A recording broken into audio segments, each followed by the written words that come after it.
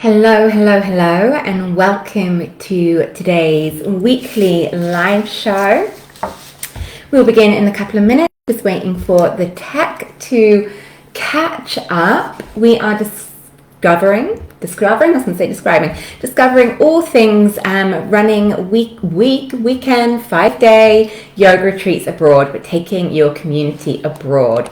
Let me just head into the group and see that this is coming through okay. Let me know if you're here live. I know many of you are listening to this on the podcast nowadays, but still let me know if you are here live. It's always lovely to have that connection. All right, let's dive on in. So welcome to the Yoga Teacher Collaborative live show and podcast. My name is Laura Green. I am a yoga teacher, a teacher trainer, a business mentor, and a retreat leader. I have been hosting yoga retreats for a very, very long time. In May 2025 will be my 10-year anniversary of running yoga retreats. I do run these under a separate limited company that I founded called Soul Retreats Limited.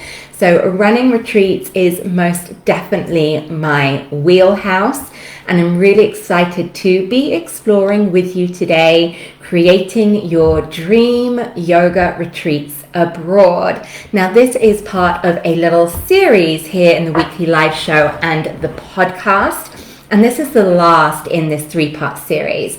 So if you're not quite ready to set retreats abroad, make sure you go and listen to the 2 previous episodes. The last episode was how to source a venue for a weekend retreat in the UK. And the one before that was how to host a day retreat. And I think that's actually a really important order. I think it's important that we start first by building up our community of yoga classes. You've heard me talk about this all the time, build up your community. Then you start to expand into workshops.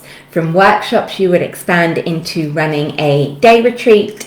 From day retreats, you would expand on to running weekend retreats. And then from weekend retreats, you might consider expanding on to running retreats abroad. And that evolution is so important for so many reasons. Firstly, it's absolutely essential that you take that time so that you build up your community of students at class, so that as you start to launch these bigger financial commitment offerings to your audience is large enough that you have enough people who are interested, have the funds, and are available on that date to join you on this beautiful new offering. It is also really important that you take that time to expand your skills as a yoga teacher, as a facilitator, as a group host, as a space holder, because the more and more time you spend in each of these offerings, the more you have to offer when you come to a week retreat, because it's a lot more work than just teaching a 3-hour workshop. You are on and working 18, 19 hours a day for the whole week. So you definitely want to build your teaching skills, your audience, and your space holding capacity first.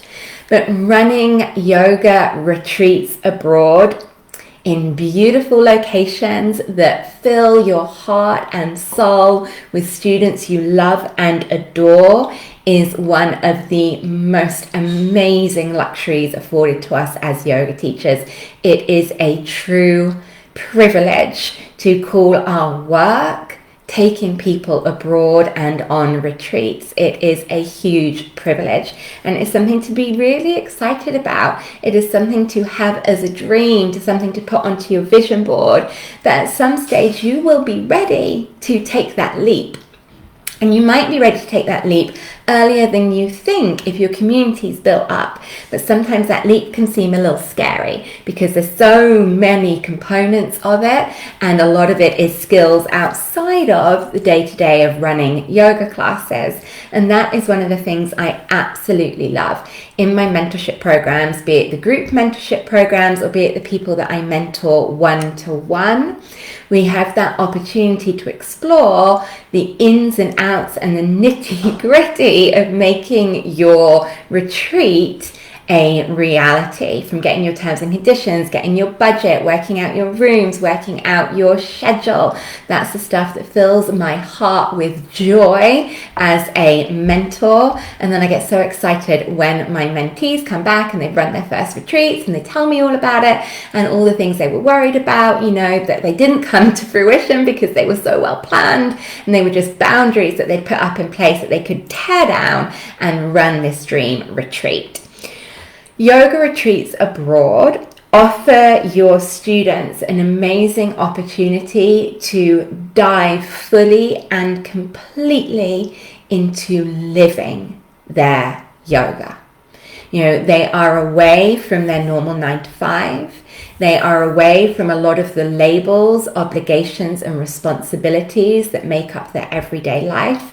They don't even need to think about cooking, doing laundry, making their bed. They can just be totally immersed in the spiritual, philosophical, and physical practices of yoga. You know, and this leads to huge revelations, huge breakthroughs, huge changes. I can't even count the number of people that have come back from a retreat and made life-affirming, positive change. Moving house, changing job, changing relationship, because they had the time to step away, to self-reflect, to connect with their heart's desires. They are truly transformative to run. And I was trying to think in preparation for this call today how many retreats I've run, and I actually don't know, and I don't have a way. I probably do, but it takes me a long time to go back and work it out. I think I've probably run over 30 retreats abroad in 10 years. I was looking through the countries. I started in Morocco, then Italy. So I've run 2 in Morocco, 2 in Tuscany, 2 in Goa, 1 in Rishikesh, 2 in Sicily, 1 in France, 1 in Romania, 1 in Portugal, 15 to 18 in Spain, I think, and just recently 1 in Tanzania. And there's probably some places I have forgotten. Just next year coming up, I've got 5 retreats abroad. A winter snowy retreat, then Spain, Crete, Spain, and India. And I can't tell you what rewarding work it is. Very, very tiring. Gonna say that. Very tiring, but very, very rewarding. Before we get into more on the nuts and bolts of this, just a reminder that there is a supplementary guide to this that you'll probably want to download. So if you go to my website, www.lauragreenyoga.co.uk/freebies, you'll find all my freebies. Scroll down to the one that says Roadmap Guide to Selling Out Your Retreats. That goes into a lot of the tech stuff of this as well. So make sure you go and get yourself that guide. Okay, are you ready? It's a big commitment financially. Financially, it is a big commitment because of cash flow. So often you have to put a deposit down for a venue and potentially anyone you're collaborating with, like your caterers. You have to put down deposits quite early, often to secure your place. I have deposits down now for retreats that aren't till September 2026. So there's a cash flow there. Deposits aren't often huge, but you'll often have to fund that deposit out of your own money because you'll book it often in advance so that you secure your dates and then normally launch them to your audience around a year, 6 months in advance. There are other ways around that. So sometimes if it's a real big investment, I will get a venue to hold my dates. I'll hold them often for 1 or 2 weeks whilst I then put it out to my audience, get my audience to make a commitment with a deposit, and then that deposit goes to paying the deposit of the venue. But that kind of juggle isn't always possible. I only do that on really, really big retreats. But other times you're putting down a few £100 deposit, and understandably that's normally non-refundable. So you need to be able to take on that financial commitment and be very clear with when do you need to take make balance payments and what's the minimum number of people that you have to take, and do some really good maths on that. The first thing you're doing with a retreat is get out that spreadsheet and get out that calculator. My mentees always have access to a calculator and a retreat budget spreadsheet so that you can do this straight away. You've got to get those finances on point. Then, are you administratively ready? There is a lot of admin. You need to keep a track of where you've paid those deposits, when you have to take your balances, how you're getting your bookings, when people have paid you their deposits, when they need to pay you their balances. Then you need to get involved in booking all of your suppliers. Are you having massage therapists, airport transfers? And you're often dealing with things quite far out in advance. Like this morning, I have just confirmed 16 massages, booked in 16 massages that aren't even happening until February 2025. I have just got a quote for airport transfers that aren't needed till April 2026. So this is administratively quite challenging, but with spreadsheets, to-do lists, you can keep a track of that. But remember, you're often working quite far in advance. So do you have the time and space in your life right now to be on it, on your admin? So are you financially ready? Have you got those admin skills? Have you spent some time building up your teaching so that you're able to teach that much yoga? Because that's a real shift. You know, in my community classes, I teach 8 classes per week. And pretty much they're all the same theme. There's a vinyasa, there's a chair, there's gentle, but I have one theme that I teach for the week. It's an hour-long class, and it just gets adapted for the different styles of yoga. Whereas when you think on a retreat, you're teaching normally a 90-minute to 2-hour morning practice, and normally a 90-minute afternoon, evening practice. So that's like 2 almost mini workshops every single day. For 5, 6, 7 days. That's a lot more teaching responsibility than recycling a 1-hour class throughout the week. So it's like getting together lots of different lesson plans, an overarching theme for the week, and that can be quite exciting. And emotionally, do you feel ready? It is an emotional roller coaster. From making that financial commitment to getting the bookings, to then planning it, to hold the responsibility, and then obviously so understandably on a retreat, your students go through an emotional journey and you are that space holder for it.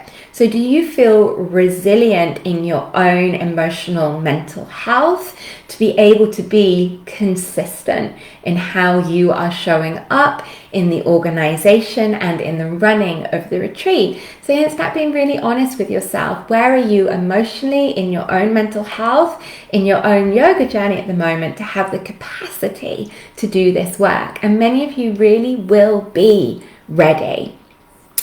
Then dream. This is about dream and desire. This has been a recurring theme in this podcast series about looking inside of yourself for your inspiration rather than looking at what's already happening to be inspired. And this is so important because when you are looking outside of yourself, seeing how other people are running retreats, what they're including, what the schedule is, you can actually develop this feeling of obligation, this obligated that that's how it runs, that that's the mold. And soon we start delivering things from obligation. And that has a very different energy than actually thinking about what is your desire. And then how can you deliver from desire? That makes you feel so much more inspired. And then when it comes to the marketing and selling your retreat, when you're selling from a place of desire, that inspires your audience to take action. Desire inspires action. So you really want to tap in first to your desire, your dream, and create your dream retreat. And get this down on paper, and it might not happen straight away. So I have just come back from running a safari yoga retreat in Tanzania, and that has been a desire of mine for about 8 years. My husband and I got married on safari in South Africa. My husband and I spent a lot of time volunteering at a cheetah conservation centre in South Africa. It is very, very close to my heart, connecting people with seeing animals in the wild. But it has taken me 8 years to bring that desire to reality. And in those 8 years, so many times I tried contacting different places, I tried working with different providers, and there was some reason why it didn't come off every single time. Invariably budget. And it took me 8 years. And then when I was there in Tanzania back in October running this retreat, we had the week of our lives. People will take that experience with them throughout their whole life. It was so special, but also it was tough as the facilitator. There was things behind the scene that I had to manage to keep that retreat flowing. And I realized that actually, had this retreat been something I could have created much earlier, as soon as I had the dream, I wasn't ready. I had to have run all of these other retreats first to have developed my skills as a retreat leader to be able to deliver this experience to my clients. So create your dream retreat. And I still have retreats that are on my desire list that I've still not managed to bring to life. I am desperate to take a retreat that tours around Iceland, that's multiple locations. And as of yet, I've never done that. I've only ever done one location retreats. And, as it currently is, the pieces aren't coming together for this Iceland retreat. But I know not to rush it because it's not coming together yet for a reason. Divine timing. There's something not ready. I'm not ready. The place isn't ready. The offering's not ready. Something's not there yet. So still, create your dream desire retreat. If you were to have the retreat of your life, where would it be? What does it look like? What's included in it? When do you want to start the day? As simple as that. If you were to book a retreat for yourself and you were to pull up the schedule, what time do you want to see that first morning class? I remember attending a retreat. Where was it? So I've obviously been a guest on a lot of retreats as well. It was in the Caribbean. Where was it? Tobago. And I remember looking at the retreat schedule and it said that yoga every day started at 6 a.m.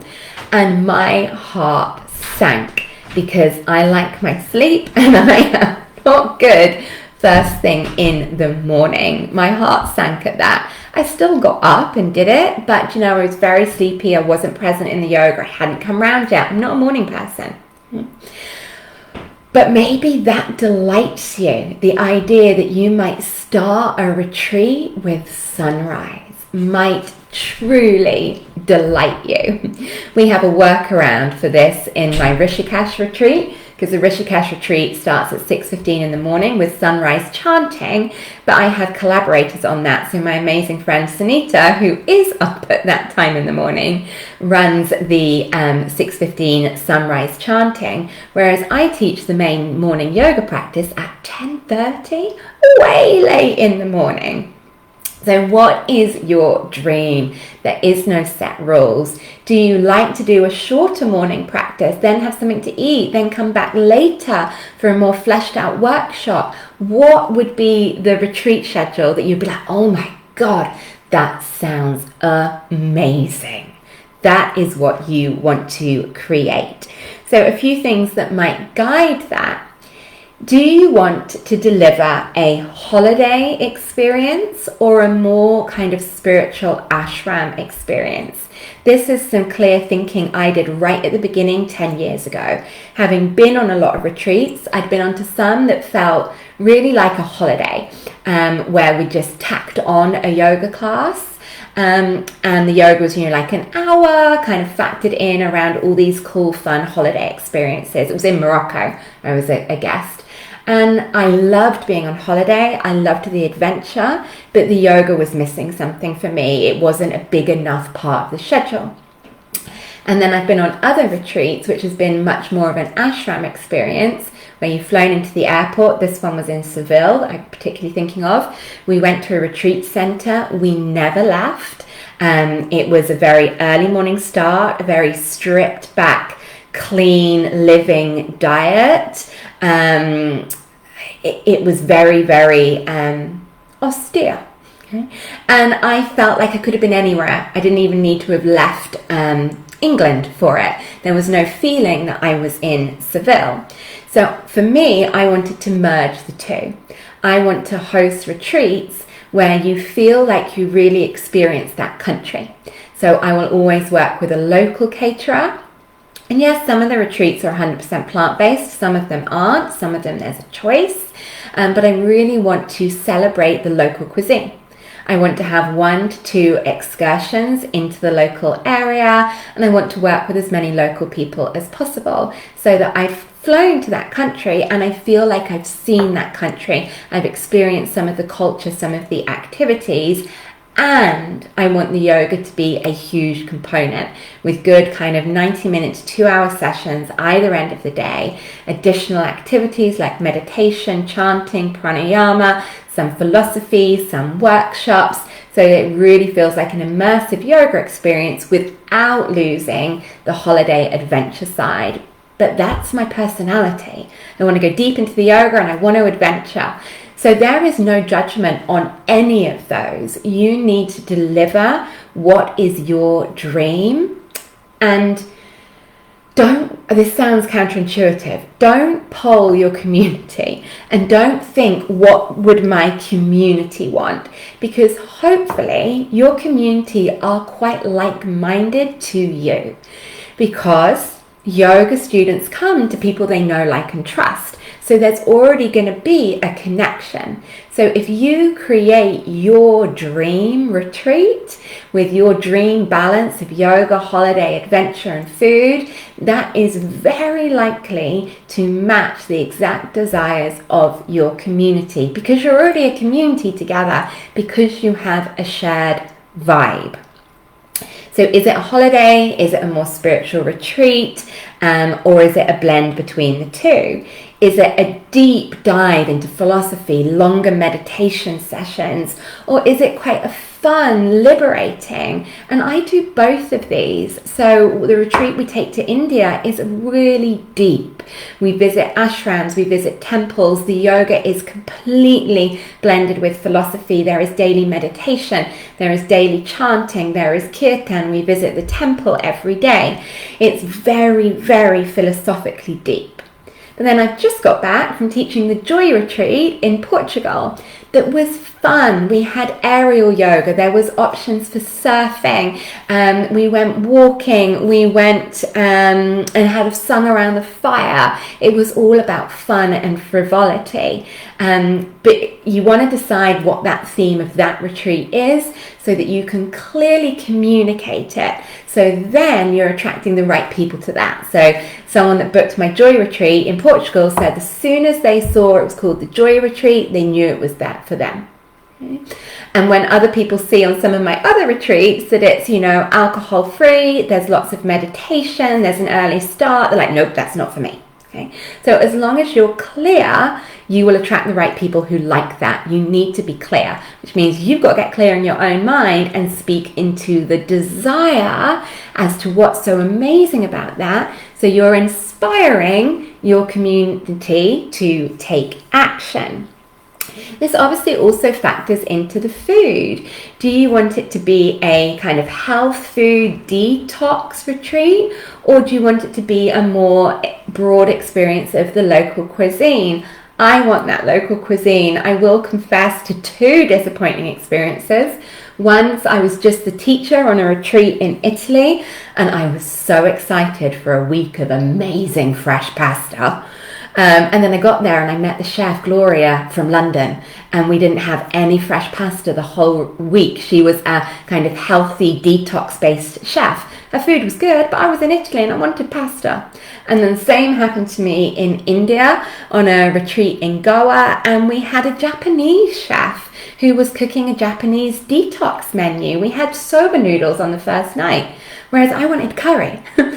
So be very clear on what that is, so you don't get little Laura going, oh, I wanted curry and I've got detox food. Oh, I wanted pasta and I've got quinoa. You know, just be clear and you'll attract the right people. Is it short haul or long haul? Short haul is going to be easier and cheaper to start with. So you might dream of being on a retreat in Bali, but I really urge you to start with short haul. Often it can be easier as a host to facilitate. Communication can be easier. It can be cheaper for you and your guests with the flights. And also with long haul, I urge some responsibility with why are you flying that far and the carbon footprint impact of that. So, you know, I would love to run a retreat in Bali, but I can't justify why I'd be traveling that far. Could I not run that retreat closer to home? The people I've worked with in Goa, they've offered me a great deal to take a group to Brazil, but the same, I can't find any justification as to why I should take a yoga retreat to Brazil. I understood why I took a yoga retreat to India, but not why I would take it to Brazil. So I do really think with long haul about what is my motivation and could I achieve that experience somewhere that's short haul. And some things I can't. You know, I want to take a group to India, we're going to India. If I wanted to take a group to experience safari, we are going to Africa. But that's kind of it for me on long haul. Okay, so I hope you've got that vibe of think about what's your dream, what's your desire, create from there. And that can be where you're going, what you're bringing, what the theme is, what's included, but create from desire. Then there's many ways of organizing this. And I want you to be honest with yourself about what your zone of genius is. If you are not organized, you are not good at logistics, I'm not great at maths, but I make it work. You don't have to do all of this yourself. It's a lot of responsibility, so you must be working within your zone of genius. And if it's not your zone of genius, getting help. This is why I love it when people book me for a coaching call to bring their retreats. Because, you know, a coaching call is £120, but that is nothing in comparison to the financial risk of a retreat going wrong. So get help outside of yourself if something is not in your zone of genius. So examples of what that might look like. If you have extreme levels of organization and a slight slide of a control freak, that would be me, then you can run it all yourself. So I go and book the venue. The venues often work with caterers or book the caterers, but invariably I am booking, communicating and paying with the caterer separately. So I'm booking the venue, getting their recommendations for caterers, booking the caterers. Some places will let you take a caterer from the UK, but I find it's variably cheaper and better to use their recommended caterers in country than take someone from the UK. Then I'm arranging and booking the airport transfers. I'm arranging and booking all of the extra activities and excursions. So if that's your zone of genius, you can do it all yourself. That is invariably the cheaper way to do it because you're not paying for a middle person. If you're paying for a middle person to organize things, then the cost goes up. So that is normally what I do. I control it all myself, book everyone myself. It makes more money, but you need to be on it with a slight side of control freak. And you are also taking all the financial load at that point. Or other options, you could work with a middle person who is more like a travel agent. I actually just did this for the safari retreat to Tanzania. I did work with a travel agent based oddly in Finland, but she is an anthropologist. She speaks Swahili. Tanzania speaks Swahili, so that was very, very useful. She knew all the people, knew all the contacts. But it's also a reason my safari retreat was expensive, because she is taking her cut and she was with us the whole time. But if that is making something possible and meaning it's going to flow smoothly, go for it. Work with a middle person. So it might be like that. It might be a travel agent based in the UK, or a travel agent based in the country you're going to, or something in between the two. There are some travel agents in the UK that are retreat specialist travel agents, and they will bring the whole package together. And because they're a travel agent, they can also get involved in doing the flights. And then you can put your profit margin on top. And sometimes in this chance, you can have your students pay the travel agent and then just pay you for the yoga. They could just pay you like a deposit, which covers the yoga, and then they pay the rest to the travel agent. Or in some, they can pay it all to the travel agent and the travel agent pays you. That is useful for many reasons. One reason in particular is when you are running retreats, you take in all the money and then you pay most of it back out and keep your small profit margin. You need to remember that VAT threshold in the UK is, what's it gone up to now? Like 91,000, 90,000, check that. But at over 88,000, you have to register to pay VAT and then be told you don't owe it, 'cause it's on 90,000. But 88,000 might sound like a lot of money. But when you think, like, say, India, we're taking 28 people, it's at over a £2,500 retreat. That's a lot of money in. That's a lot towards a VAT threshold. So if you can have that money instead going to a travel agent, so not coming into you, it's not against your VAT threshold. And there's something to do with package holiday regulations, which we will look at in a second. So you're going to run it all yourself, or you're going to work with a middle person like a travel agent. A third option is some of the yoga retreat centers really have it together. So that they will package up a whole package, where it's the accommodation, it's the food, it's the excursions, it's the airport transfer, and then you just put your profit on top.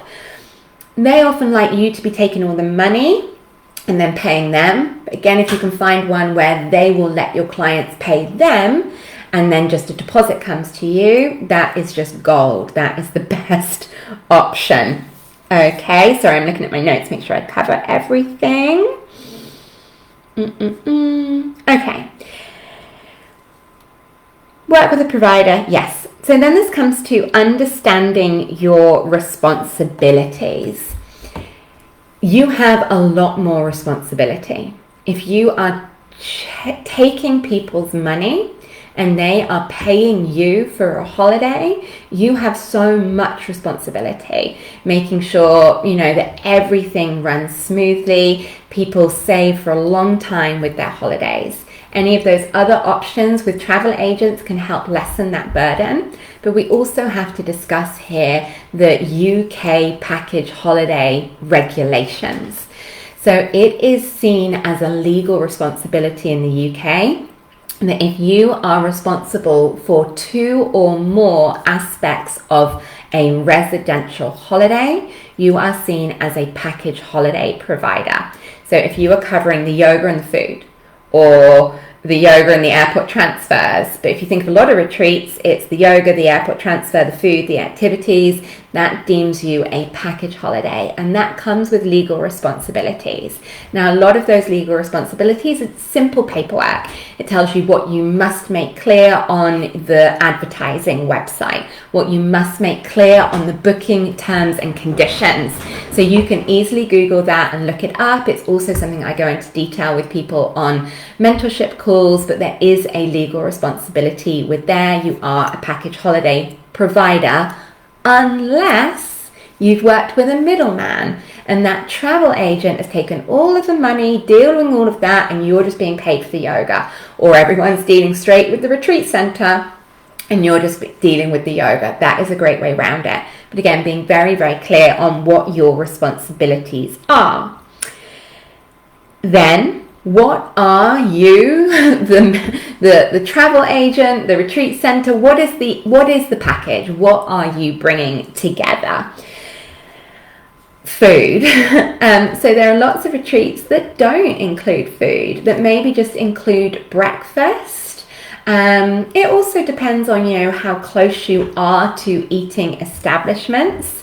I don't go down that route. I like to make it all inclusive and include the food. I absolutely hate bill splitting. It is a complete deal breaker for me. I know it works well for some retreat leaders where you all go to different restaurants in the evening and then you split the bill depending on what you ate or drank. I cannot handle that, and I think it brings challenges within a group setting. So I include all of the food. Then what do you want to do with that?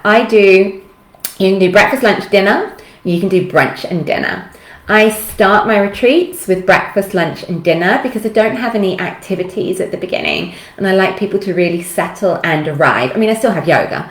I don't have any excursions, so that's what I meant. But I like people to settle and arrive. And then after a couple of days, I shift to brunch and dinner. There's not often a huge price difference between it as a little saving, but having breakfast, lunch and dinner every day is a huge commitment in your schedule. So as soon as you start changing it to brunch and dinner, it gives you more availability to go out and do excursions and have some more free time in your schedule. Airport transfer. It amazes me how many retreats don't include the airport transfer, especially loads that I go on. And then for me as a guest, I just go, okay, where am I going? How am I going to get there? When does my flight do this? I find it stressful, if I'm honest. And a lot of the people that come on my retreats are solo travelers or haven't traveled a lot before. So I include the airport transfer in country, not in the UK. To include an airport transfer, I therefore do a recommended flight. And the recommended flight arrives at X time, and the included transfer is to meet that recommended flight. If you do not meet that recommended flight, you will be responsible for arranging your own airport transfers. That works really, really well for me. And then I tend to get everyone on one flight. That minimizes travel issues. I get everyone in one airport transfer. It just makes everything run much smoothly. You might think it's saving you admin, not arranging the airport transfer, but you'll create yourself more admin with all of the guest questions, all of the complexities of different flights, different arrival times. Airport transfer included, recommended flight included. That will make it much simpler for you. Again, how many excursions? I like to include 1 to 2. What's your yoga program look like? And have some backup activities, backup workshops, backup lesson plans in case of rain. This happened to me in my last retreat in Portugal. It rained the first 2 days. And everyone expected to just be sunbathing, chilling at the beach. But because it was raining and it was cold, I had extra workshops that I was able to run, and everyone really enjoyed those. So have backup workshops. Then one other point I wanted to explore with you, because this topic is so vast, is around your boundaries. This is a group holiday with a lot of people that've never met each other before. So you need to manage firm boundaries so that this group aspect flows really well. One of the boundaries, in my opinion, really needs to be around alcohol.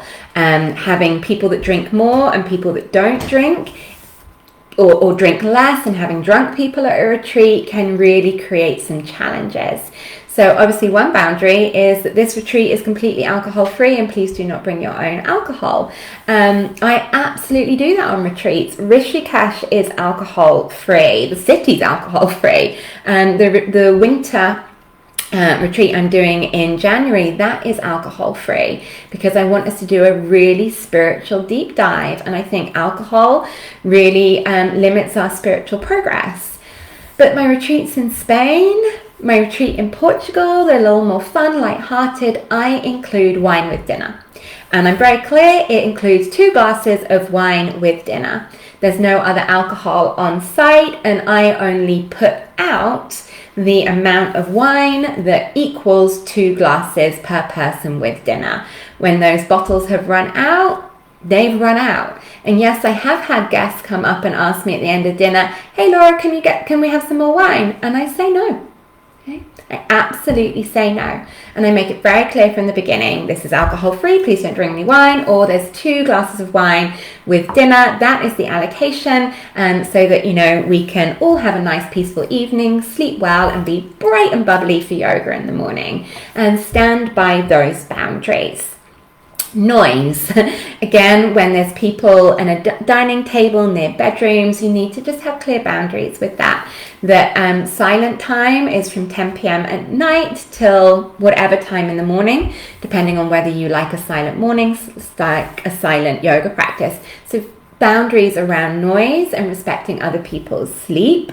Boundaries around bedtime, you know, when you don't want people in public areas near other bedrooms making noise.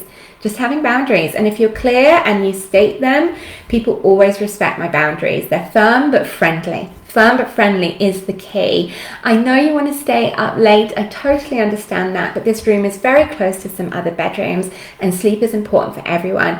Please may I ask you to take this onto your bedroom or continue your conversation in the morning so we all get a good night's sleep. You have to honor those boundaries and protect them for your whole group. Respect. Obviously, you know, explaining that this is a place of respect and just having those in your opening circle. Because remembering when you are hosting a retreat, you are invariably the travel agent. You are the holiday rep. You are the yoga teacher. You are invariably the therapist. And you're also there in the social elements, like the dinners and stuff. So there is that friend quality there as well. So when you're wearing all those hats, boundaries are really important. Being very firm with your boundary, with when you need sleep as well, and when you prepare for the day, when you're getting your time. Okay, I know we covered a lot. Running yoga retreats is amazing. It is my 10-year anniversary of running retreats in May, I think. And I'm so excited. I said 5 retreats next year. Our winter ones sold out. Spain in May sold out. Crete sold out. I think Spain, Tarifa in September might have 1 space left. And India, of course, has been sold out for forever. So you can do this. You know, I'm sold out for all of 2025. You can do this. Running retreats is definitely my zone of genius. So if you ever want any help, just book a coaching call, £120. That's a lot less financial risk than doing things wrong in this process. So let me hold your hand. Let me help you. Make sure you go to the website and get the free guide, www.lauragreenyoga.co.uk/freebies. Get all the guides. Scroll down and you'll find the step-by-step guide or roadmap guide, I can't remember what it's called, to selling out your retreat. All right, my lovelies, that concludes our retreats 3-part special. We will probably have a guest interview next, but I look forward to catching up soon. As always, if this has been helpful, please let me know. Bye for now.